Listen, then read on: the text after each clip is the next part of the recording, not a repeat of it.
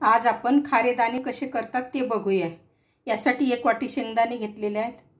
हे थोडे मीठ आहे, हे मीठ यामध्ये घालूया, थोडे पाणी, आणि हे मीठ आणि पाणी शेंगदाण्याला लावून घ्यायचे। पाणी जास्त घालायचे नाही, फक्त मीठ शेंगदाण्याला लागेल या प्रमाणात पाणी घ्यायचे।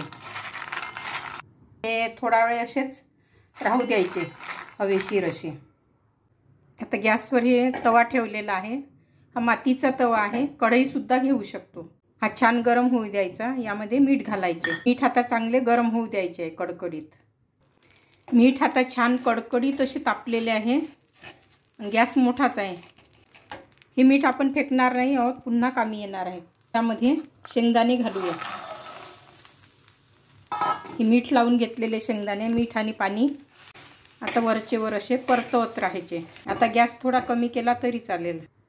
गॅस फक्त मीठ चांगले कडकडीत तापेपर्यंत गॅस मोठा ठेवायचा आणि गॅस कमी करायचा, मग नाहीतर शेंगदाणे जळतील आणि असे टच टच असे फुटणार नाहीत। आता बघा हे फुटत आहेत, आवाज यायला लागलेला आहे।